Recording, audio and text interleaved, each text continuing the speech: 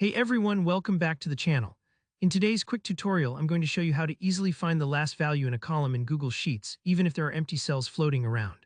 By the end of this video, you'll have a foolproof way to always grab the latest entry from a list, which is super handy for things like ongoing sales logs, inventory levels, or any data that keeps on growing.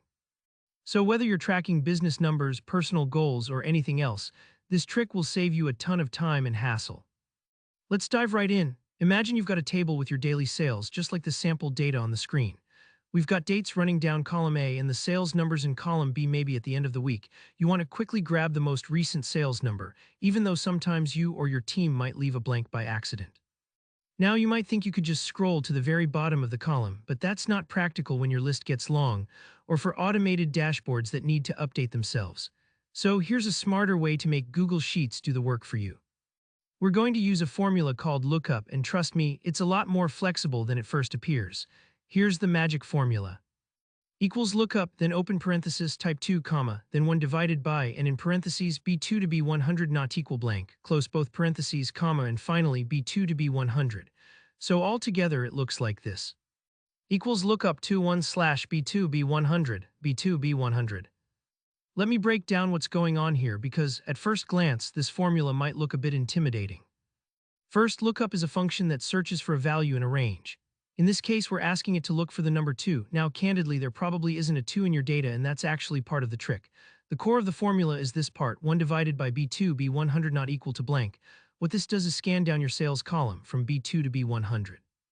Whenever it finds a cell that's not blank, it returns a 1, and when it hits a blank, it returns an error. So it's essentially skipping over any empty spots, which, as you know, happen all the time in real-world sheets. Then when lookup tries to find that 2, it keeps cruising past all those ones, and because of how lookup works, it ends up on the last position where there was actually a value. That's why this approach is so clever. Even if someone leaves a blank cell by mistake or you've got empty rows at the end, this formula still zeroes in on your latest entry. All you need to do is paste that formula in a cell, say, right under your data or off to the side, and it'll instantly pull up the most recent sales number. It really is that straightforward. Just make sure your range, B2 to B100, actually covers all the possible rows where your data could appear. If you know your list could get longer than 100 rows, feel free to stretch it out accordingly. If you want this to update automatically as new sales come in, just copy and paste that formula wherever you need it, maybe on a summary dashboard or right in your report.